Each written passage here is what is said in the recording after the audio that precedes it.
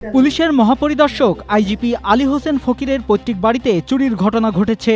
সোমবার দিবাগত রাতে বাগেরহাট শহরের আমলাপাড়া এলাকায় এ ঘটনা ঘটে। ঝড়ো বৃষ্টির মধ্যে চোররা ওই বাড়িতে হানা দিয়ে প্রায় ৬০,০০০ টাকার বৈদ্যুতিক তার চুরি করে নিয়ে গেছে। মঙ্গলবার চুরির বিষয়টি জানাজানি হলে এলাকায় তোলপাড় সৃষ্টি হয় এবং দ্রুত পুলিশকে খবর দেওয়া হয়। চোর শনাক্ত করতে এবং চুরি হওয়া মালামাল উদ্ধারে পুলিশের একাধিক টিম মাঠে নেমেছে। এরই মধ্যে বাগেরহাট শহরের একজন ভাঙাড়ি দোকানিকে আটক করা হয়েছে।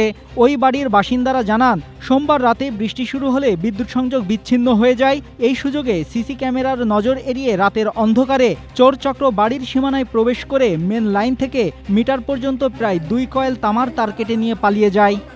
স্ট্রবেরি সুপার ডটেড ও ক্লাসিক ভ্যারিয়েন্ট সেন্সেশন জাগুক শিহরণ। আমি এইবারই দেখাশোনা করি।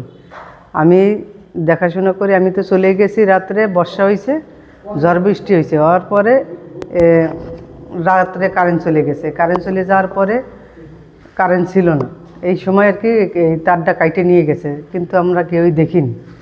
না দেখাকালীন আমি সকালবেলা এসে দেখি যে ফ্ল্যাটে কোনো জায়গায় কারেন্ট নেই। তারপরে পিছন থেকে ঘুরে যাই, দেখি তার কাইটে নিয়ে গেছে। তখন আমি ম্যাডামরে জানাইছি, আমার মামারে দিয়ে, তার ভাই, সে আবার সবাইকে ফোন টোন দিছে। তখন দেওয়ার পরে আপনার এই তারটার আবার কিনে লাগানো হচ্ছে।